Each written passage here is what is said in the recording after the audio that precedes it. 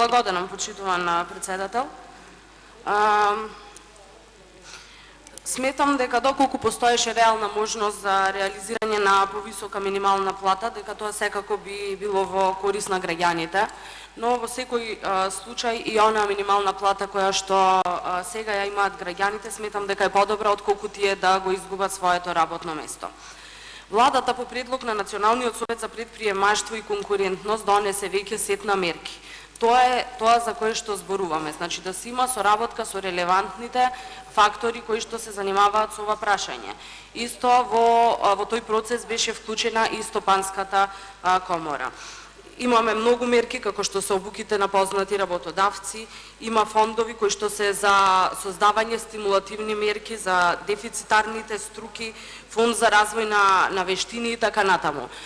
Мислам дека е нефер и неправедно да се обидуваме да создадеме впечаток дека немаме никакви фондови или никаква поддршка за вработување на луѓето. Преку владините проекти и мерки, голем дел од домашните компании реализираа зголемување и на своето производство, го зголемија бројот на вработените и ја зголемија својата профитабилност истовремено.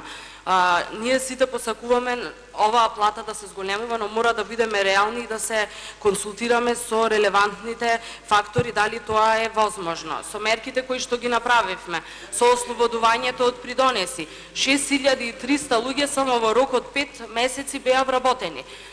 Мислам дека од друга страна вашиот лидер кој што сега ветува плата од 450 евра, многу ми е чудно дека човекот поинаку дискутира како политичар, а како бизнисмен, реалноста е навистина поинаква, заради тоа што во фирмите на неговите најблиски роднини платата не поминува 9000 денари, односно изнесува околу 135 евра, например Тргопромет, која што е една од фирмите на негови блиски роднини, според евиденцијата на Фондот за здравство има 46 вработени, од кои што тројца земаат дури плата помала и од законскиот минимум.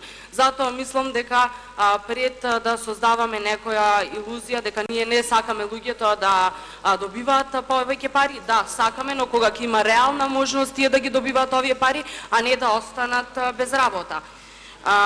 Друго што сакам да кажам е дека ве поканувам заедно да отидеме во Дрекслер Мајер и да ги прашаме инженерите колку плата земаат, затоа што земаат над 25.000. Престанете со овие лаги, ви благодарам.